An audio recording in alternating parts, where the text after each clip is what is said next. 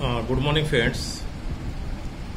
আজকে আপনাদের আমি একটু কোলেস্ট্রলের সম্পর্কে একটু আপনাদের একটু অ্যাকনোলেজমেন্ট একটু ইনফর্ম দেবো আর কি, ইনফরমেশন। তো নর্মালি সবাই কোলেস্ট্রল করে যে কোলেস্ট্রল বেশি। তো ফার্স্ট ডিটেক্টেড এই ল্যাঙ্গুয়েজটা কোথার থেকে আসে, এই ল্যাঙ্গুয়েজটা কেউ ফাঁসার পরে যখন কোনো না কোনো জালে ফাঁসে, ডিজিজের জাল। কারো হাইপার টেনশন থাকে, হাইপার টেনশনের পরে যখন কোনো ডক্টরের কাছে যায়, ডক্টর বলে কি ঠিক আছে আপনার তো হাইপার টেনশন আছেই, সঙ্গে আপনি কোলেস্ট্রলটা একটু করে আসুন। তো একটা lipid profile test near above 700 650 से लेके 700 পর্যন্ত কস্ট প্রাইস ল্যাবওয়ালা এটা নেয়। তো এটা সাধারণত কি এজ গ্রুপ যেমন 30 অ্যাবভের এজদের ক্ষেত্রে এই সমস্ত কমপ্লিকেশন বা কোলেস্ট্রলটা বেড়ে যায়। তো আমরা প্রথমে আপনাদের ইনফর্ম জানাচ্ছি কি কোলেস্ট্রল জিনিসটা কি। কোলেস্ট্রল জিনিসটা খুব ভালো জিনিস। তো অনেকে ভাবে কোলেস্ট্রলকে ভালো জিনিস বলছি। ভাই আমি যেটা বলছি যে কোলেস্ট্রল যদি নর্মাল কন্ডিশন থাকে, যেটা থাকা উচিত, আর না থাকলে প্রবলেম। আর কোলেস্ট্রল কোনো না কোনো বডিতে রোল আছে। যেমন সেল, আমাদের যে কোষগুলোর পুরো স্ট্রাকচার ওর ইনফ্রাস্ট্রাকচার পুরোটাই কোলেস্ট্রলের উপরে নির্ভর করে। কোষটার পর্দা গঠনের থেকে শুরু করে ভিতরে ফাউন্ডেশন, রিপেয়ার সবগুলো কাজগুলো করে কোলেস্ট্রল। আর আমাদের হরমোনের যে প্রোডাক্ট, হরমোনে ওর এখানে রোল আছে। হরমোন প্রোডাকশনে ওর বাইল প্রোডাকশন। এবার যদি বাইল প্রোডাকশন বলি তো ওখানে আবার একটা সাবজেক্ট খুলে যাবে, বলে what do you mean bile production. Bile production is the secretion of bile from liver and maximum 1.5 থেকে 2 লিটার যেটা বাইল সিক্রেশন হচ্ছে আমাদের পার ডে, ওটা আমাদের ডিওডিনামে বা পাকস্থলী ডিওডিনামে আসছে, এসে ওখানে আমাদের এনজাইমটা, ওটা ওয়ান টাইপ অফ এনজাইম, ওটা আমাদের ফুড পার্টিকেলকে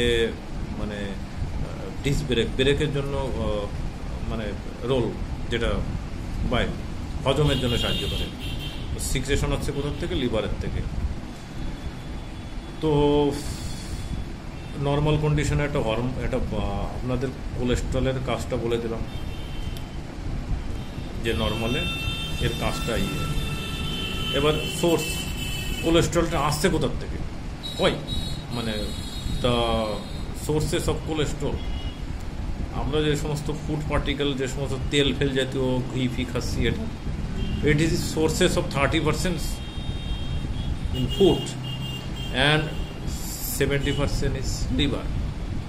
30% আমরা ফুড পার্টিকেলের থেকে পাই, আর 70% প্রোডাক্ট করে লিভার, লিভার তৈরি করে। তো অনেকভাবে আবার লিভার তৈরি করে, লিভার অনেক কিছু তৈরি করে। এটা আপনাদের এত কিছু জানতে হবে না, তাহলে সে তো গ্যাস্ট্রো ডাক্তার বানার জন্য তো 10 কোটি টাকা চাই।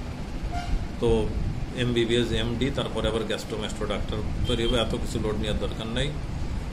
এক একজনের 60-70 ইয়ার্স ওল্ড, একটা মানুষ 60 বছর 70 বছর ভাবে যে যার পার্ট নিয়ে থাকো, কিন্তু একটু নলেজ বাড়ানোতে যেতে পারে, এমন কিছু না। তো লিভারের সে বড় ব্যাপারটা, লিভার ট্রান্সফার, লিভারের ফাংশন অনেক কিছু আছে, কিন্তু ওটাতে মুশকিল আছে। আমি তো কোলেস্ট্রল দিয়ে শুরু করলাম। তো কোলেস্ট্রলের ফাংশন বললাম, এবার কোলেস্ট্রলের সোর্সটা বললাম।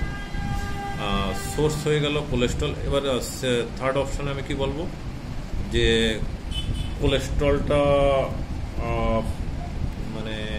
যদি বেড়ে যায় কি হবে?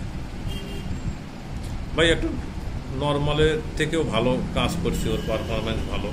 এবার ও যখন বেড়ে যাবে তখন কিছু না কিছু উল্টো কাজ করবে। কি কাজ করবে?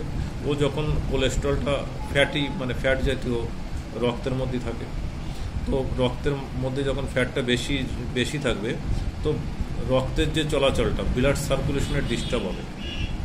আর যখনই ব্লাড সার্কুলেশনের ডিস্টার্ব হবে তখন কি করবে? আমাদের কার্ডিয়াক অ্যারেস্ট হার্ট অ্যাটাক করে দেবে।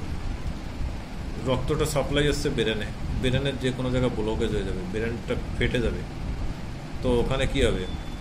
Cerebral stroke, brain stroke, cerebral atrophy, that's names in the medical terms, and CDA, cardiovascular arrest।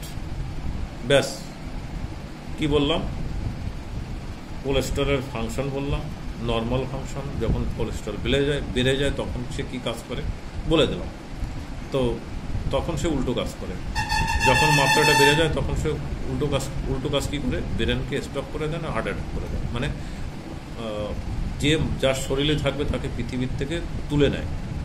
এই হচ্ছে ফাংশন। তো এবার আমাদের কি করা উচিত? এর নর্মাল থাকলে কি হয়, বেশি থাকলে কি হয়, সবগুলো ডিসকাস করলাম। এইবার মেনশন চলে আসবে। এইবার আপনারা বলবেন কোলেস্ট্রলটা বাড়ে কেন? হয় increase of cholesterol, increase of cholesterol. Cholesterol বাড়ার পিছনে কে কে দায়ী থাকে? Number 1, lack of exercise.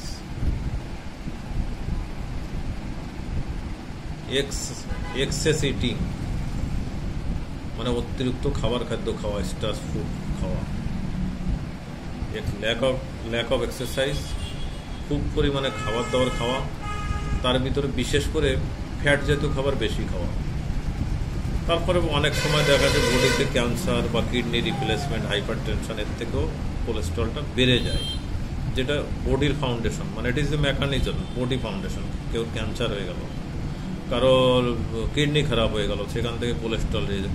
কেউ HIV AIDS হয়ে গেল, তো ওটা কোলেস্ট্রলটা বাড়িয়ে দেবে। তো কোলেস্ট্রলটা বেড়ে যাওয়ার কারণটাও বললাম, কী কারণের জন্য বেড়ে যায়। এবার ম্যানেজমেন্টে কি করা যেতে পারে? আপনার কোলেস্ট্রল বেড়ে গেছে, কি করবেন? তো কোলেস্ট্রল বেড়ে যাওয়ার জন্য প্রথমত কি আপনার খাওয়া দাওয়া চেঞ্জমেন্ট করতে হবে, এক্সারসাইজ রেগুলারলি। তারপরে মেডিকেশন তো আছেই। মেডিকেশন আছে